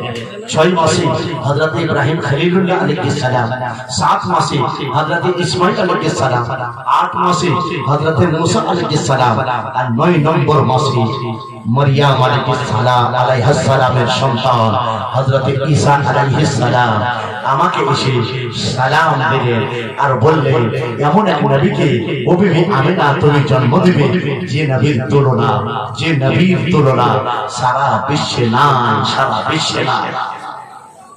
আমার নবী সম্পর্কে আম্বিয়াগণকে এই ধরনের অভিমত পোষণ করলেন। মা আমিনা এবারে বুঝতে পারলেন যে আমি এক মহামানবকে জন্ম দিতে চলেছি। আমেরিকার একজন বিখ্যাত গবেষক, তার নাম হলো জুলস মেসার। নিয়মিত আমেরিকার ইংরেজি পেপারগুলোতে লেখনী পাঠায়, বড় বড় জ্ঞানের কথা লেখা। 1973 সালে 23শে জুলাই একটা তিনি আর্টিকেল লিখে পাঠিয়েছিলেন। তার শিরোনাম ছিল the greatest leader in world. সারা বিশ্বের সবচেয়ে বড় মহামানব, শ্রেষ্ঠ মানব কে? যে দুনিয়াতে এই যে এত মহামানব এসেছেন, এত বড় বড় ঋষি মনীষী এসেছেন, এত বড় বড় পয়গম্বররা এসেছেন, এত বড় বড় দার্শনিক বৈজ্ঞানিকরা এসেছেন, তো এদের মধ্যে শ্রেষ্ঠ মহামানব কে? ওই আর্টিকেলে ওই লেখনী উনি প্রমাণ করলেন কাকে বিশ্বের এক নম্বর মানব, বিশ্বের শ্রেষ্ঠ মানব, বিশ্বের শ্রেষ্ঠ মহাসাধক, বিশ্বের শ্রেষ্ঠ মহাপুরুষ কাকে বললেন? ও মুসলমানেরা, এই জুলস মেসারম্যান একজন খ্রিস্টান, কোন মুসলমান নন। কাবার দিকে মুখ করে উনি নামাজ পড়েন না, নিয়মিত গির্জা ঘরে যান। আমার নবী সম্পর্কে তিনি লাস্ট লাইনে যেটা বলেছিলেন, অনেক প্রমাণ দেওয়ার পর লাস্ট লাইনে যেটা লিখেছিলেন সেটাই বলে তিনি বলেছিলেন যে greatest leader in world prophet Muhammad সাল্লাল্লাহু তাআলা আলাইহি ওয়াসাল্লাম। বলছে ও বিশ্ববাসী শোনো, আমি অনেক তর্ক দিয়ে বুঝিয়ে দিয়েছি যে সারা বিশ্বের মহামানব, শ্রেষ্ঠ মানব কোন যুগে, কোন স্থানে, কোন কালে, কোন দেশে, কোন সময়ে দুনিয়ার কোন মা ওই মক্কি নবী, মাদানী নবী, হিজাজি নবী মুহাম্মদুর রাসূলুল্লাহ সাল্লাল্লাহু আলাইহি ওয়াসাল্লামের মতো এই রকম মহামানব কোন দেশে, কোন জায়গায়, কোন কালে, কোন সময় আর জন্ম নেয়নি এবং জন্ম নিবে না। একজন খ্রিস্টান ওই আমার নবীর প্রশংসা কেমন করেন, যে কথাটা জিবরাইল আলাইহিস সালাম এসে আমার নবীকে বলেছিলেন। আল্লাহর নবী আমার একদিন মসজিদে নববীতে আছেন, ফাআতা জিবরিল ওয়া ক্বাল ইয়া রাসূলুল্লাহ ইয়া হাবিবাল্লাহ কাল্লাবতুল মাশারিক ওয়াল মাগারিব ওয়ালাকিন মা রাআইতু মিসলাকা। জিবরাইল আলাইহিস সালাম আমার নবীর দরবারে এসেছেন। মাদারিকুল নবুওয়াত দ্বিতীয় খণ্ড পাতা নাম্বার 7 এর মধ্যে হাদিসটা আছে। এই জিবরাইল আলাইহিস সালাম কত জায়গা ভ্রমণ করেছেন। জিবরাইল আলাইহিস সালাম আদম নবীর দরবারে 10 বার এসেছেন, শীষ নবীর দরবারে 12 বার এসেছেন, নূহ নবীর দরবারে 50 বার এসেছেন, ইব্রাহিম খলিলুল্লাহর দরবারে 42 বার এসেছেন, মুসা কালিমুল্লাহর দরবারে 450 বার এসেছেন, ঈসা রূহুল্লাহর দরবারে 30 বার এসেছেন, ইদ্রিস নবীর দরবারে 4 বার এসেছেন, হযরত হুদ আলাইহিস সালামের দরবারে 8 বার এসেছেন, হযরত ইউসুফ নবীর দরবারে 18 বার এসেছেন, ইউসুফ নবীর কাছে 20 বার এসেছেন। আর পয়গম্বর আদম আমার নবী আপনার নবী, সারা বিশ্ব জাহানের যিনি পয়গম্বর, যিনি হচ্ছেন আল্লাহর হাবিব, আমার নবীর দরবারে জিবরাইল আলাইহিস সালাম একবার দুবার নয়, 1000 2000 বার নয়, 24000 বার এসেছেন। সুবহানাল্লাহ। অর্থাৎ জিবরাইল আলাইহিস সালাম আমার নবীকে কতবার দেখেছেন? কতবার? 24000 বার। কিছু লোক আমাদের আকীদাটা খারাপ করতে চায়। এই আকীদা এমন জিনিস, এক গ্লাস দুধে এক বিন্দু পেশাব পড়ে গেলে দুধটা হালাল থাকবে না হারাম হয়ে যাবে? যে এই ফতোয়াটা আর মুফতি ইমামুল হক সাহেবকে জিজ্ঞাসা করতে হবে না, আপনি সাধারণ নলেজে দিতে পারবেন। ঠিক সারা রাত নামাজ পড়লেন, অনেক রোজা রাখলেন, নবীকে নিজের মতো বলে আকীদাটাকে খারাপ করে দিলেন, ওই এক বিন্দু পেশাব আপনার ঈমানে পড়ে গেল, যে ঈমানটা শেষ হয়ে যাবে। সাবধান মুসলমান। এই জিবরাইল আলাইহিস সালাম যে কথাটা বলেছিলেন, জুলস মেসারম্যান যেন মনে হচ্ছে আরবি জানে, সে যেন পড়েছিল। হ্যাঁ, বলছে দি greatest leader of all time was Muhammad সাল্লাল্লাহু আলাইহি ওয়াসাল্লাম। বলছে ওই নবীর মতো নবী, ওই রকম মহাপুরুষ সারা বিশ্বে কোন কালে, কোন যুগে, কোন দেশে, কোন সময়ে আর কেউ জন্মগ্রহণ করবে না। यही बोले सिद्धरा वाले चमन जहां के हाले सभी मैंने छान डाले, तेरे पाया का ना पाया, तुझे एक ने एक बनाया, तुझे एक ने एक बनाया, वही रब है कि जिसने तुझे हम तन करम बनाया और हमें भीख मांगने को तेरा आसुदा बताया। हमारा आला हजरत बोले जिब्राइल की बोले जिब्राइल अलैहिस सालाम এসে বলছেন ইয়া রাসূলুল্লাহ পূর্ব দেখলাম, পশ্চিম দেখলাম, উত্তর দেখলাম, দক্ষিণ দেখলাম, সাত দেখে নিলাম, সাত আসমান দেখলাম, সাত জমিন দেখে নিলাম, সূর্যের রশ্মি আমি দেখে নিলাম, চাঁদের জ্যোৎস্না আমি দেখে নিলাম, ইয়া রাসূলুল্লাহ সমস্ত ফেরেশতাকে দেখে নিলাম, আপনার সাহাবার মধ্যে আবু বকর সিদ্দিকের সততা দেখলাম, ওমর ফারুকের ন্যায় আদালতটা দেখলাম, উসমান গনির পরেশগারিটা দেখলাম, আলী মুর্তজার সুজাত ও বাহাদুরিটা দেখলাম, এক এক সাহাবার এক এক রকম বৈশিষ্ট্যটা দেখলাম। ইয়া রাসূলুল্লাহ আমি সারা জগৎ দেখে নিলাম, সমস্ত নবীদেরকে দেখলাম, আদম নবীকে জান্নাতে গমন করতে দেখলাম, নূহ আলাইহিস সালামকে জুদি পাহাড়ে নৌকাতে যেতে দেখলাম, হযরত ইদ্রিস আলাইহিস সালামকে আসমানে উঠতে দেখলাম, ইয়া রাসূলুল্লাহ ইব্রাহিম খলিলুল্লাহকে নমরুদের অগ্নি থেকে মুক্তি পেতে দেখলাম, ইয়া রাসূলুল্লাহ ইউনূস আলাইহিস সালামকে মাছের পেট থেকে পরিত্রাণ পেতে দেখলাম, ইয়া রাসূলুল্লাহ মুসা নবীকে তুর পাহাড়ে গমন করতে দেখলাম, ঈসা নবীকে চার আসমানে উঠতে দেখলাম। নবীকে আমি সবই দেখে নিলাম, সব দেখার পরে আমি ফয়সালা এটাই নিলাম, মা রাআইতু মিসলাকা ইয়া রাসূলুল্লাহ আপনার জোড়া খুঁজে পেলাম না। নারে তাকবীর, নারে রিসালাত, জশ্নে ঈদ মিলাদুন নবী, মুফতি নিয়াজ আহমদ কাদরি, নারে তাকবীর, নারে রিসালাত, সুবহানাল্লাহ মাশাআল্লাহ। জিবরাইল আলাইহিস সালামের এই কথাটাকে ইমামে ইশক মুহাব্বত সরকার আলা হযরত ইমামে আহমদ রাজা খান ফাদলে বরেলভী আলাইহি রহমাত ওয়া রিজওয়ান নিজের ভাষায় হাদাইকে বখশিশ লিখছেন, यही बोले सिद्धरा वाले चमन जहां के थारे सभी मैंने छान डाले, तेरा पाया का ना पाया, तुझे एक ने एक बनाया, तुझे एक ने एक बनाया, वही रब है कि जिसने तुझे हम तन करम बनाया और हमें भीख मांगने को तेरा आसुदा। ঠিক জিবরাইল আলাইহিস সালাম যেটা বলেছিলেন এই কথাটা একজন খ্রিস্টান বলতে বাধ্য হয়ে যাবে যে আমার নবীর প্রশংসা। আমিনা বলে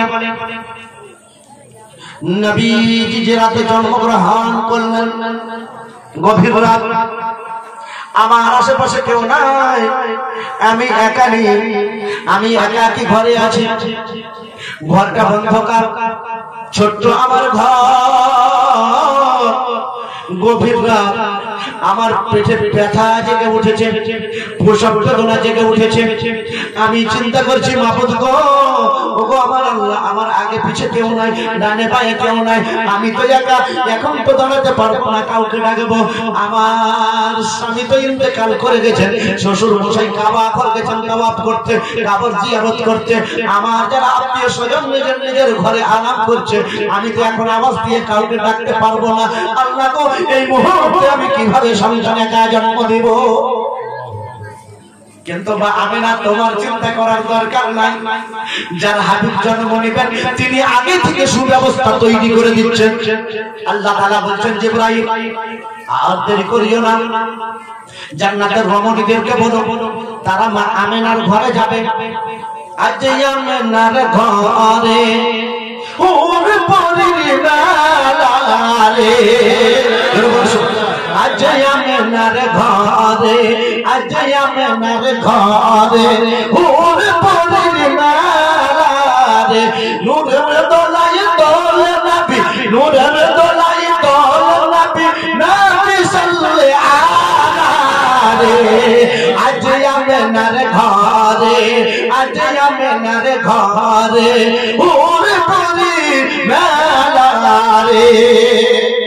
আল্লাহ তাআলা বলেন ও জিবরাইল হাজার হাজার ফেরেশতাকে মক্কার চতুর্দিকে ছড়িয়ে দাও, সবাই যেন মারহাবা ইয়া রাসূলুল্লাহ, মারহাবা ইয়া রাসূলুল্লাহ, আসসালামু ইয়া রাসূলুল্লাহ, আসসালাতু ওয়াসসালামু আলাইকা ইয়া হাবিবাল্লাহর ধ্বনি দিতে থাকে।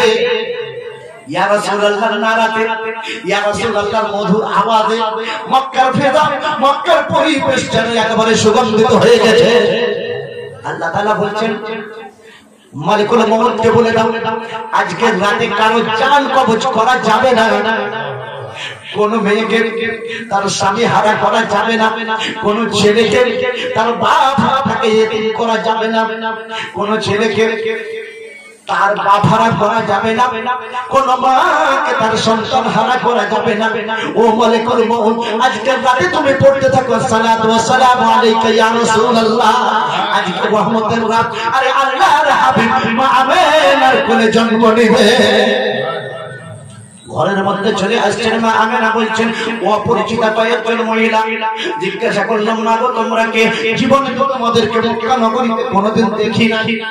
একজন বলছেন আমি আদম নবীর স্ত্রী হযরতে হাওয়া, একজন বলেন আমি ইসমাঈল নবীর মা হযরতে হাজেরা, একজন বলছেন আমি ইসমাঈল নবীর আমি ইব্রাহিম নবীর স্ত্রী হযরতে সারা, একজন বলেন আমি ফিরাউনের স্ত্রী হযরতে আসিয়া, একজন বলেন আমি ঈসা নবীর মা হযরতে মারিয়াম। বলছে বিবি আমেনা তোমার কোনো চিন্তা নাই, কোনো চিন্তা করবে না, তুমি একা নয়, জান্নাত থেকে আমরা শুধু একা নয়, আরে জান্নাতি হুর তাদেরকে নিয়ে তোমার দরবারে হাজির হয়ে গেছে। ও বিবি আমেনা তোমার সেবার জন্য আমরা তৈরি হয়ে গেছে, কেননা আজকে আল্লাহর হাবিব মুস্তাফা জন্ম নেবে। জান্নাতকে সুসজ্জিত করে দেওয়া হয়েছে। ইসরাফিল আলাইহিস সালাম, মিকাইল আলাইহিস সালাম, জিবরাইল আলাইহিস সালাম বাইরে দাঁড়িয়ে আছেন, হাজার হাজার ফেরেশতা নিয়ে সবাই যেন মারহাবা মারহাবা বলছে। আসসালাতু ওয়াসসালামু আলাইকা ইয়া রাসূলুল্লাহ ধ্বনিতে আওয়াজে মক্কার ফেজা যেন একেবারে মাগদার হয়ে গেছে, সুগন্ধিত হয়ে গেছে।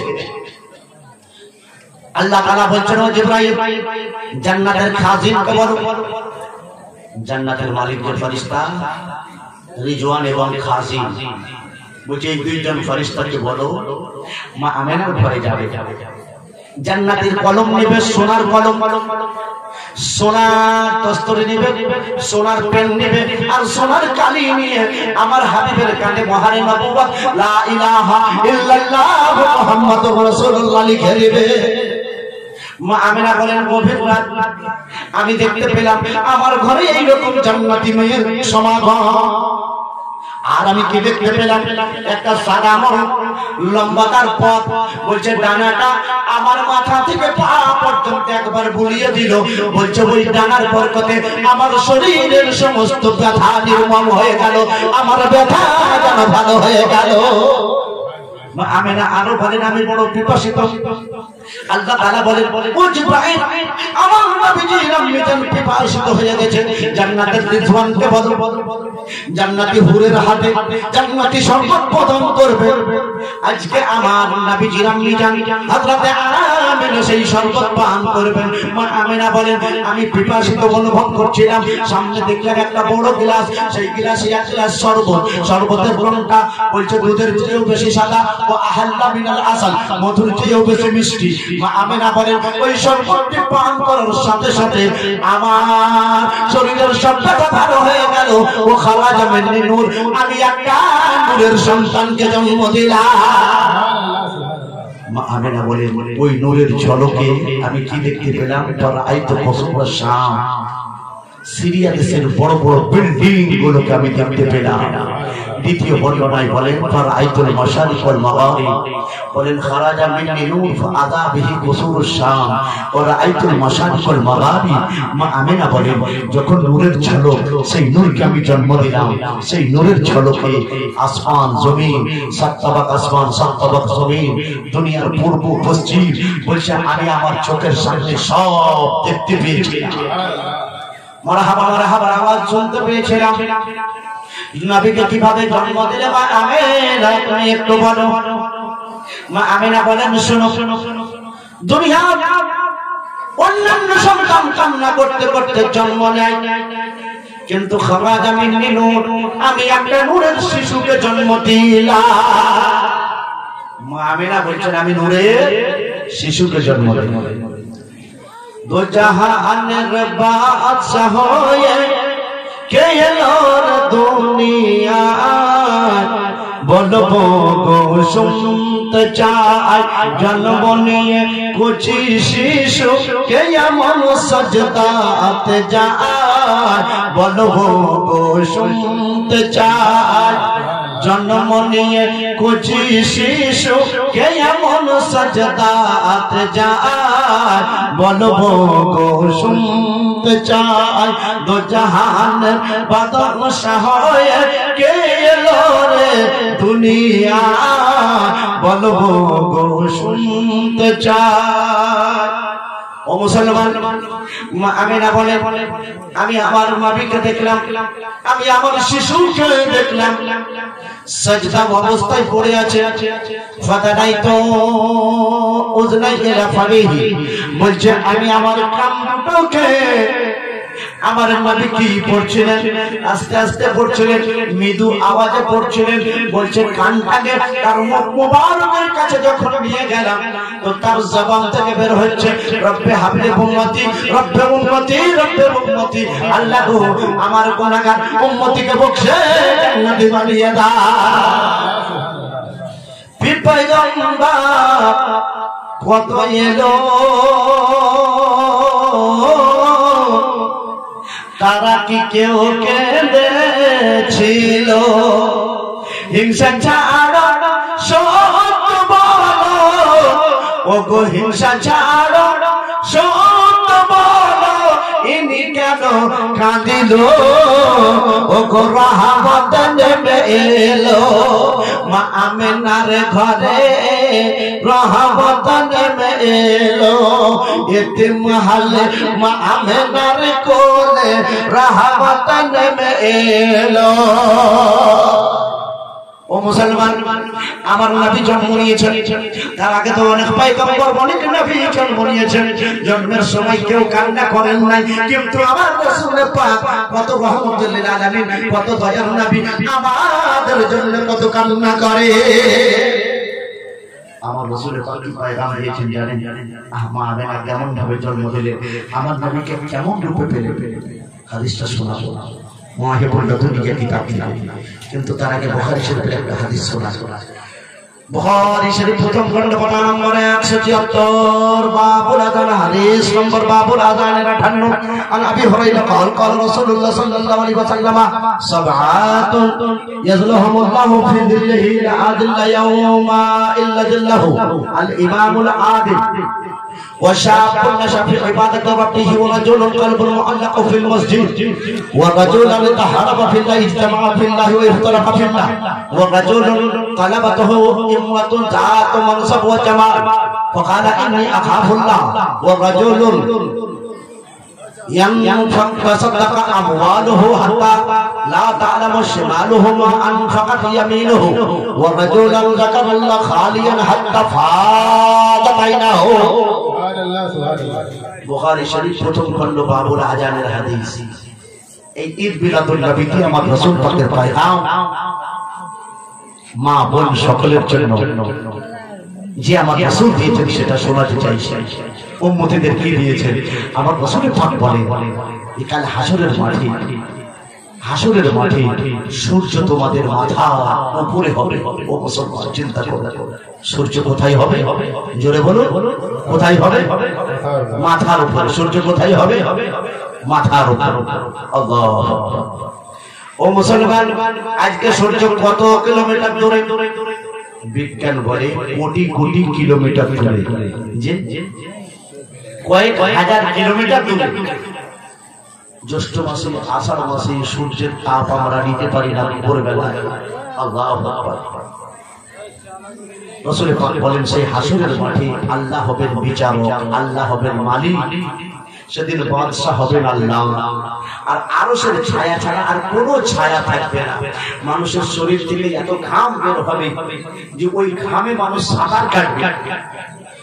নবী পাক বলেন ওই আরশের ছায়ায় 7 শ্রেণীর মুসলমান, 7 ধরনের মুসলমান ওই আরশে আযমের ছায়ার নিচে জায়গা পাবে।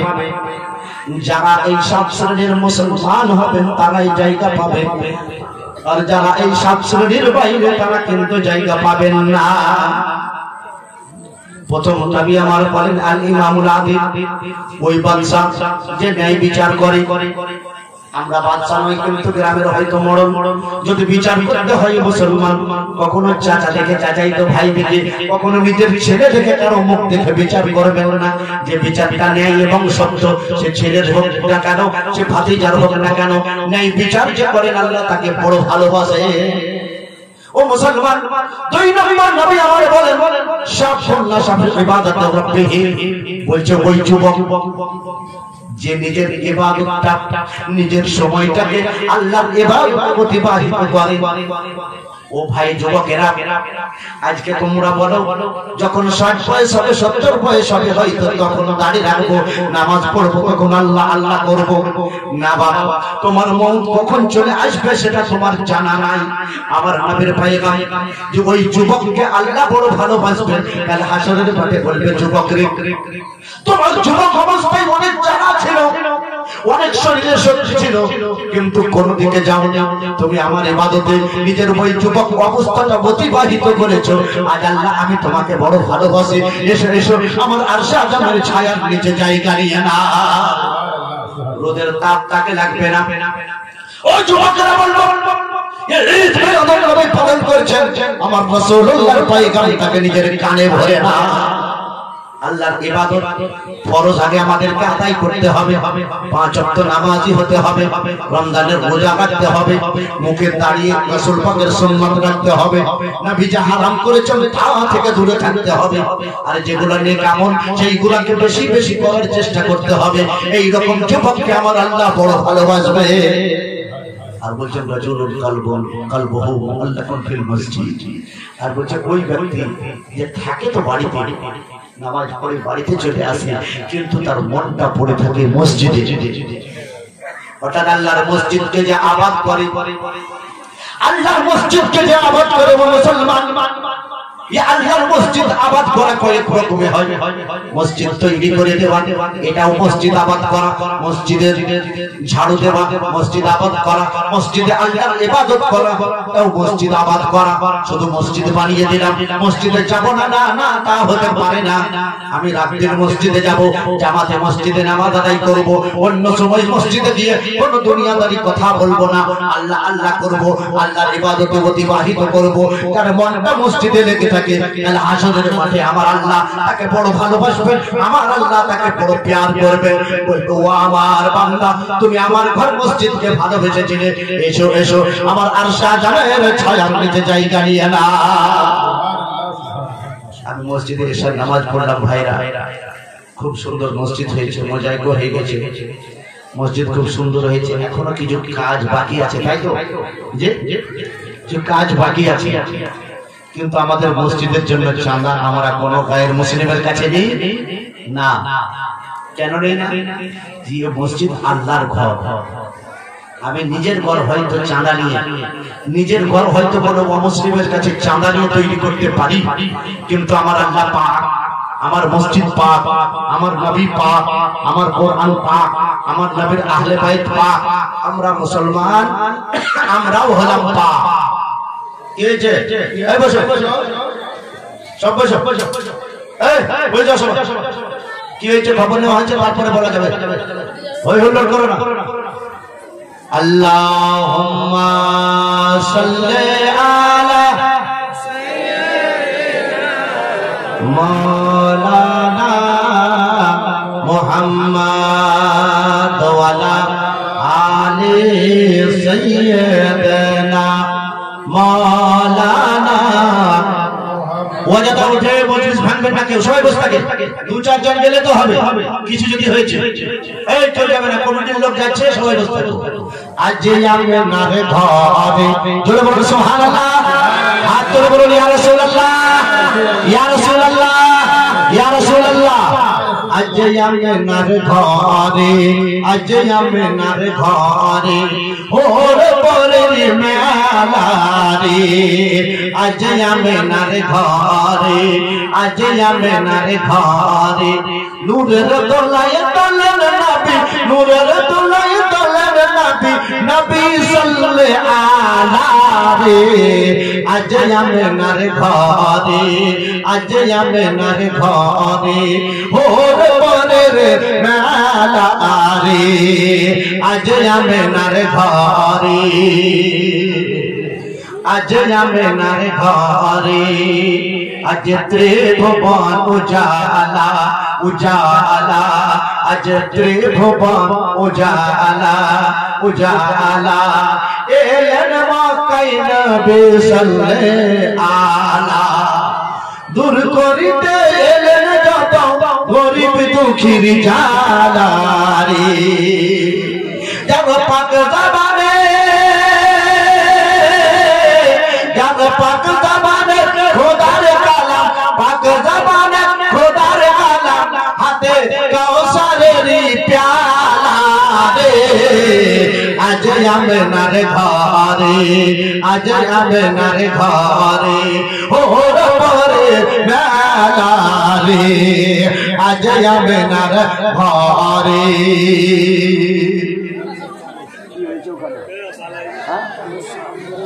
কমিটির লোক খবর আসবে আপনারা হয়েছে করেন না কমিটির লোক আছে পাঠানো হচ্ছে তারা যদি বুঝেন যে কিছু বিপদ আছে তাহলে ইনশাআল্লাহ মজলিস শেষ হবে আর ওয়াদা তো সবাই গিয়ে মজলিস ভাঙা হবে না বাইরে বসে কমিটির লোক দেখছে তো সব বসে যাও জোরে বলুন ইয়া রাসূলুল্লাহ ও মুসলমান ये मस्जिद चार नबी हमारे बोले ये मस्जिद হলো খায়রু বাকালিহাল মাসাজিদ দুনিয়ার মধ্যে উত্তম জায়গার নাম হলো মসজিদ ও শাররু বাকালিহাল আসওয়াক দুনিয়ার মধ্যে নিকৃষ্ট জায়গা হলো বাজার এই মসজিদ কি জিনিস ও মুসলমান আমার নবী বলেন রাজুল কালবুহু মুআল্লাকুন ফিল মসজিদ ওই মুসলমান যার মন পড়ে থাকে মসজিদে থাকে বাড়িতে থাকে মাঠে থাকে ঘাটে থাকে বাজারে কিন্তু আল্লাহকে কখন তোমার মসজিদটা আবাদ করব তো বলছিলাম কোন মুসলমান এক ভাই আমার হবে না এই 12 ঈদ মিলাদুন নবী আমরা পালন করছি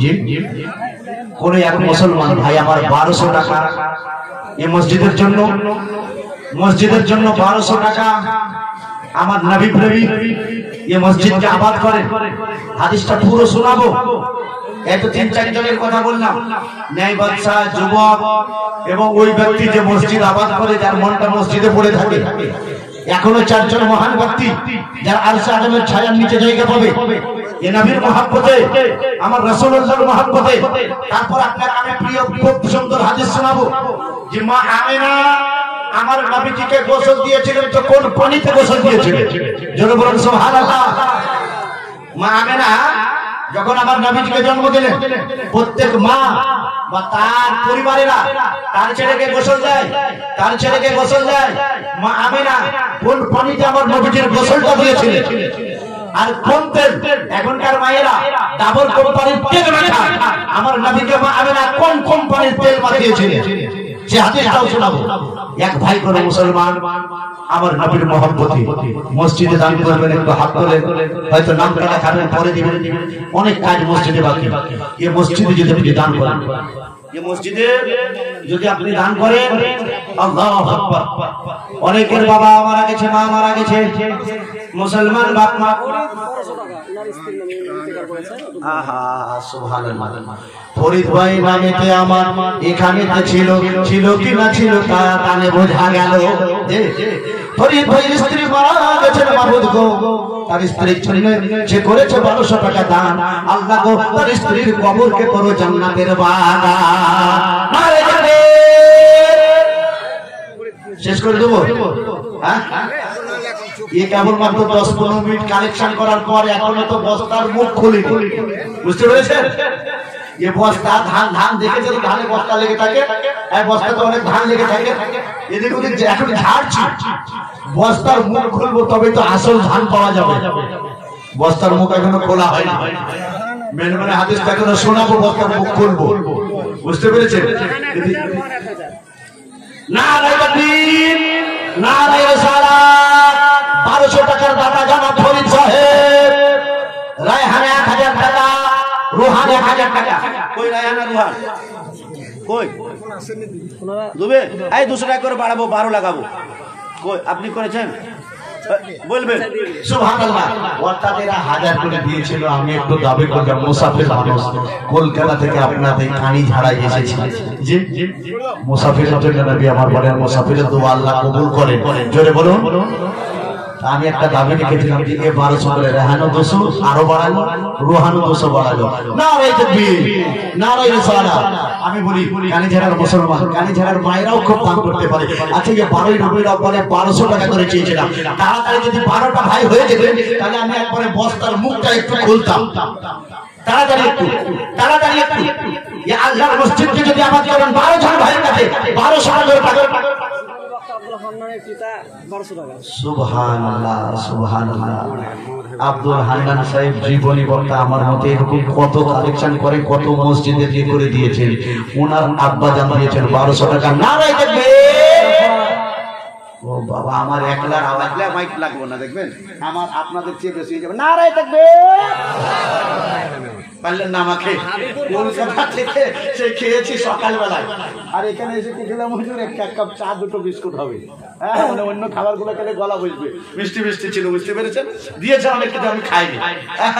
তা আমার আওয়াজটা কেমন দেখেন, মাইকে লোক বলছে, আপনি মাইকে বলছেন নারে তাকবীর।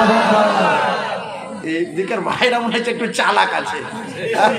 আচ্ছা তোমরা বলিও না, কিন্তু টাকা একটু দাও, বুঝতে পেরেছো? সুবহানাল্লাহ। যারা জীবনী বক্তা মাওলানা আব্দুল হান্নান সাহেবের আব্বাজান 1200 টাকা। আর কি হাবিবুর রহমান 1200 টাকা। হাবিবুর রহমান 1200 টাকা। তাড়াতাড়ি আর করে ভাই 1200 কোন মায়েরা দিবে। কালীঝাড়ার মায়েরা শুনেছিলাম আমি, যে এই মুরাবাই এলাকা, মহেশপুর এলাকার মায়েরা খুব দান করতে পারে। মালদার থেকে যাই মায়েরা আবার একবার সোনার জিনিস খুলে দিয়ে দেয়। কালীঝাড়ার মায়েরাও পারে, আর বাবারা তো পারেই, এদের কোনো তুলনা নেই। সুবহানাল্লাহ। আর কে কে 1200 জন? রাজেশ 100 টাকা। রাজেশ 100 টাকা। আল্লাহ তার দানকে কবুল করে নিন। কজন হলো? 6 নম্বরে বাবা এখন 6 হয়েছে, 86টাই পড়ে আছে। সুবহানাল্লাহ। এই পিছন থেকে এই দিক থেকে ওই দিক থেকে মায়েরা, এই এখন তো দিতে হচ্ছে না, আপনি কাজ হবে 1 মাস 2 মাস 3 মাস, আমাদের মুফতি সাহেব আপনাদের কাছে দিবেন, মরল মাতব্বর নিয়ে দিবেন, সময় করে দিবেন, একসাথেও হয়তো লাগবে না। 1200 টাকা হয়তো সিমেন্ট দিয়ে দিলেন। সুবহানাল্লাহ। এই দেখেন আমার বাবা দিয়ে 1200 টাকা। বাইতুল 1200 টাকা। এই দেখেন বাবা জান বলছে 1200। সুবহানি না না, এই 6 জন 7 জন হয়ে গেল। আরেকজন বাইতুল, আপনার নাম কি? একটু আছে মুসাফা। সুবহানাল্লাহ, সুবহানাল্লাহ। 1200 টাকা আপনার নাম বলেন। মোহাম্মদ জালালউদ্দিন। নারে তাকবীর, নারে রিসালাত। 1200 টাকার দাতা মোহাম্মদ জালালউদ্দিন সাহেব। সুবহানাল্লাহ। ইনি আবার মাস্টার সাহেব, মানে একবারে আমার জান, বুঝতে পেরেছেন? আমি আবার দুই জাতি, মাস্টারদের সাথে বসি তো মাস্টারদের জান, আর এই আলেম মাওলানাদের সাথে বসি তো মাওলানাদের জান, বুঝতে পেরেছেন? আসমাউল 500 টাকা নগদ দিয়েছে। আল্লাহ তার দানকে তুমি কবুল করো। তো 1200 টাকা যদি হয়ে যেত তাহলে আমি আবার 500 তো বাঁচতাম, কিন্তু 1200 এখন দেরি আছে। 8 জন হলো, আর 4 জন তাড়াতাড়ি হবে না, 4 জন। আচ্ছা কোন মা 4টা 2টা মা কম করে আসতে ভালো পারবে না মায়েরা, একটু দাও। সুবহানাল্লাহ, সুবহানাল্লাহ। মায়া মেনার ঘরে নূরের আলা জ্বলে, জোরে বলুন সুবহানাল্লাহ। হাত ধরে বলুন ইয়া রাসূলুল্লাহ। মায়া মেনার ঘরে নূরের আলা জ্বলে, এত সাল্লে আলা মন যে বলে, আমার নবীর জন্ম যখন হলো মাতায়, ওগো কাছে কাছে ফুল ফুটেল মরুসাহারায়, শুকনো নদী বইতে থাকে আপন গতিতে, তাই তো সাল্লে আলা মন যে বলে, মায়া মেনার ঘরে নূরের আলা জ্বলে, তাই তো সাল্লে আলা মন যে বলে। আর 4 জন ভাই চাইছিলাম। আব্দুল হাই 1200, আব্দুল হাই 1200, হানজারুল 1200, ওদুদ 1200। আর একজনের দরকার, একজন কেউ তৈরি হয়ে যাবে। আচ্ছা বুঝলাম। সুবহানাল্লাহ। নাম কি? মাওলানা ওসিম হোসেন সাহেব। নারে তাকবীর, নারে রিসালাত। আমার চেয়ে ওনার সম্মানটা আজকে বেশি। উনি সভাপতি, মানে স্পিকার লোকসভায়, তার সম্মানটা মোদিজির চেয়েও বেশি। মোদিকে বসাতে পারে, পার্লামেন্টে, বুঝতে পেরেছেন? প্রধানমন্ত্রী হতে পারে, কিন্তু মাওলানা ওয়াসিমউল্লাহ সাহেব আজকে সভাপতি চাইলে আমাকে এক্ষুনি বন্ধ করতে পারে। হ্যাঁ, করবেন না আলাদা কথা, কিন্তু উনিও 1200 টাকা দিয়েছেন। হাফিজ রাজিবুল ইসলামের আম্মা 1200 টাকা নগদ দিয়েছেন। হাফিজ রাজিবুল ইসলামের আম্মি জানমা আমার এখানে গেছিলেন, 1200 টাকা দান তিনি মসজিদে করে দিলেন। আল্লাহ তার দানকে কবুল করে নাও। রুকুমউদ্দিন মোল্লা 5000 টাকা। রুকুমউদ্দিন মোল্লা, নারে তাকবীর, নারে রিসালাত। ড্রাইভার রুকুমউদ্দিন মোল্লা সাহেব 5000 টাকার দাতা। আল্লাহ তুমি তার দানকে কবুল করুন। আব্দুর রহিম বাবা আছে, আচ্ছা এই আব্দুর রহিম লিখে নাও 500 টাকা নগদ। আব্দুর রহিম সাহেব 1200, 1000 টাকা, হানজারুল 1000 টাকা আর 200 টাকা বাকি পেল না। সুবহানাল্লাহ। হ্যাঁ, আব্দুর রহিম 500 টাকা নগদ, 500 টাকা নগদ, 700 টাকা বাকি। আচ্ছা আমি এবারে 1200 হয়ে গেছে, যাচ্ছে ছিলাম ইনশাআল্লাহ 20 25 যা হবে হয়ে যাবে, কিন্তু 20 জন লোকের কাছে তাড়াতাড়ি চাইছিলাম 500 টাকা টাকা। সভাপতি সাহেব 1200 টাকা করে 1212 টাকা। সুবহানাল্লাহ। সভাপতি সাহেব 1212 টাকা দিয়েছেন। আল্লাহ তিনার দানকে যেন কবুল করেন, তিনার ইলম এবং আমলে আল্লাহ তাআলা যেন বরকত দেন, তিনার জবানে যেন আল্লাহ তাসির পয়দা করেন। আল্লাহুম্মা আমিন। তিনার আব্বা এবং আম্মি জান এমনিতেই আলিমে দ্বীন বানিয়ে গেছেন, এমনিতেই নেকি পাবেন, তার উপরে একজন আলিমে দ্বীন বানানো ছেলেকে কত মর্যাদা দেখো, কত মা বাবার গুরুত্ব জানছে দেখো, যে নিজে পেটে একটু কাটবো তাও ভালো, খাবার কম খাবো তাও ভালো, কিন্তু মা বাবার জন্য মসজিদে দান করার যখন সুযোগ পেয়েছি দানটা করে দিই। ওনার আব্বা জান আম্মা জানের কবর আল্লাহকে তুমি জান্নাতের বাগান বানিয়ে দাও। ও মায়েরা বাবারা ভাইরা বলছিলাম এক ভাই আমার 5000 দিয়েছেন, কোন এক ভাই যদি জোড়া হয়ে যেতেন ভালো হতো। তবে বলছিলাম 500 টাকা করে টাকাবো মুসলমান, 20 জন মুসলমানের কাছে 500 টাকা সবাই পারবেন, 500 টাকা করে টাকা তাড়াতাড়ি 20 জন মুসলমান। রিজওয়ান 1000 টাকা, আসাদুল্লাহ 1000 টাকা, আসাদুল 1000 টাকা, রিজওয়ান 1000 টাকা। আল্লাহ তার দানকে তুমি কবুল করে নাও। 500 করে টাকা বলছিলাম, মায়েরা সবাই পারবেন। বেনামি একজন ভাই আমার 100 টাকা দান করে চললাম, তার দানকে তুমি কবুল করে নাও। দায়ে হালিমা, দায়ে হালিমা তুমি বড় ভাগ্যবতী, কেন তোমার দুধ পান করিলেন মোদের নবী। দায়ে হালিমা, দায়ে হালিমা তুমি বড় ভাগ্যবতী, ওগো তোমার দুধ পান করিলেন মোদের নবী।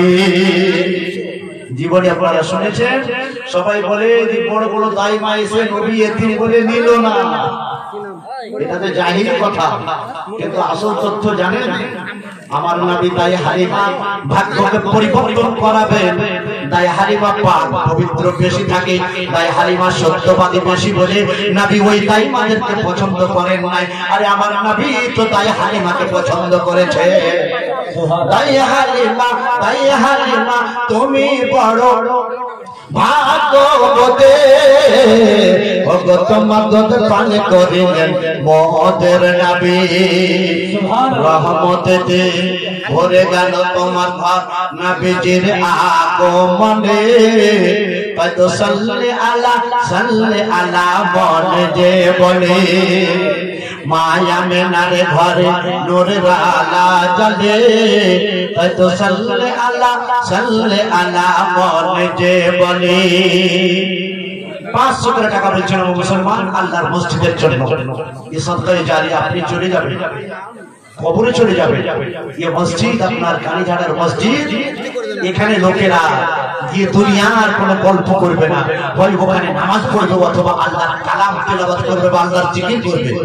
যে তাই একে বলা হয় সদকায়ে জারিয়া। ও মুসলমান, আপনার আব্বা মারা গেছেন, আম্মা জান হয়তো মারা গেছেন, ছেলে কারো মারা গেছে, কারো স্ত্রী মারা গেছে, ও মায়েরা হয়তো তোমার স্বামী মারা গেছে বা বাবা মা মারা গেছে, তাদের রূহের মাগফিরাতের জন্য আজকে আনন্দ করে যান এই মসজিদে। ও মায়েরা বাবারা 500 টাকা করে টাকা বলছিলাম, কম করে 20 জন ভাই কাছে 500 টাকা করে টাকা। বাস 10 মিনিট আপনি কালেকশন করে ইনশাআল্লাহ ওয়াজ নসিহত আবার একটু আরম্ভ করব। বাবারা একটু দেরি করবেন না, খুব তাড়াতাড়ি আসুন। আর এই আপনারা আল্লাহর ঘরে, আল্লাহর ঘরে 500 টাকা। মনোয়ারা মা আমার এখানে থাকিয়া 500 টাকা দাম দিল মসজিদ লাগিয়া যে উদ্দেশ্যে যে নিয়তে মা আমার করে গেলেন দান তার দান কবুল করো গো আমার আমিন ওই আমিন খোদা আমিন ওই আমিন ওদের দোয়া কবুল করো রব্বুল আলামিন। আল্লাহ গো মনোয়ারা মায়ের পিতা মাতা দাদা দাদি নানা নানি যারা ইন্তেকাল করেছেন মাবুদ গো তাদের কবরকে বানিয়ে দাও জান্নাতের বাগান। সাবিনা ইয়াসমিন মা আমার 500 টাকা দান করে গেছেন আল্লাহ তার দানকে কবুল করে নাও তার রোজে রুটিতে বরকত দাও তার বিপদ আপদ বালা মুসিবতকে দূর করে দাও মাবুদ গো তার পিতা মাতা ভাই ব্রাদার আত্মীয় স্বজন যারা মারা গেছে তাদের কবরকে জান্নাতের বাগান বানিয়ে দাও। 500 টাকা হয়তো ডালিম 500 টাকা আতিবুল 500 মুক্তি 1000 কে মুক্তি মুক্তি তিনি 1000 টাকা দান করেছেন আল্লাহু আকবার। আকবর 500 টাকা আল্লাহ তুমি এই ব্যক্তিদের দান তুমি কবুল করে নাও তাদের রুজি রুটি দিয়ে ব্যবসাটা মেকে বরকত দাও। বেনামি একজন 100 টাকা দিয়েছেন আল্লাহ তার দান কবুল করে নাও। এ বলছিলাম 500 টাকা করে টাকা ও মুসলমান 500 টাকার এক ব্যাগ সিমেন্ট হয়তো হবে বর্তমান যুগে হয়তো 3 দিন যদি আপনি একটু কম খান 500 টাকা জোগাড় করা যাবে সবার সাথে পারবে। 500 টাকার এমন কোনো ভ্যালু নাই। আগে আমরা 5 পয়সা নিয়ে দোকানে যেতাম কত মাল আনতাম ব্যাগ নিয়ে যেতে হতো এখন 1 টাকাতেই কোনো মাল পাওয়া যায় না যার জন্য এই ছোট 1 টাকা গুলো আপনাদের এখানে চলে ছোট 1 টাকা চলে চলে ছোট 1 টাকার মোড়ানো মনে হয় চলবে না হ্যাঁ ছোট 1 টাকা চলে না কিন্তু কলকাতায় ছোট 1 টাকা চলে। কারো যদি থাকে আমাকে দিবেন পরে যখন আসবো হয়তো আপনার ভাঙা টাকা দেবো কারণ ওই পাশে নিবে বুঝতে পেরেছেন। কলকাতায় ছোট 1 টাকা গুলো চলে বলছে অচল যেদিন মোদি করবে সেই দিন হবে তাছাড়া হবে না। মোদি তো অচল করেন না। রাকিব 500 টাকা রাকিব আব্দুর রাকিব সাহেব 500 টাকা দান করে আল্লাহ তার দানকে তুমি কবুল করে নাও। এই আল্লাহর মসজিদে আমি বলবো একবার চাদর ঘুরিয়ে নিতেন মায়েরা হয়তো কেউ 10 20 50 দিয়ে দিবে। আজকে সকলের পিতা মাতা আত্মীয় স্বজন যে দান করতে পারবেন না পারবেন সকলের জন্য এই রাসূল পাকের ঈদ মিলাদুন নবীর বরকতে দোয়া চাওয়া হবে। আল্লাহ তাআলা যদি চান বড় তিনি ক্ষমাশীল রহমতের খোদা বাহানা নিয়ে যাবে। আল্লাহর রহমত বাহানা খুঁজে এই বান্দাকে কোন বাহানায় বকশে দেবে।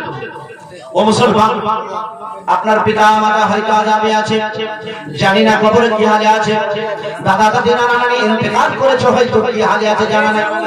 এক ব্যাগ সিমেন্ট দেবে রেজাউল তেতুলিয়া বাড়ি এক ব্যাগ সিমেন্ট দেবে। মসজিদের জন্য আপনি বালি ইট পাথর সিমেন্ট যা মসজিদে পারবেন দান করুন। বাবারা ভাইরা মায়েরা আমার আল্লাহর ঘর মসজিদ এক এক করে আমি বলবো একটু করে চাদর দিয়ে আমি বলবো সকলে 10 20 50 100 যেটা পারবেন এই আল্লাহর মসজিদে দান করুন। তবে হ্যাঁ আমি যেখানে ছেড়ে এসেছিলাম ঠিক সেইখানেই শুরু করব। তো তার আগে আপনার কাছ থেকে আমি শুনতে একবার জোরে সোরে দরুদ শরীফ আল্লাহুম্মা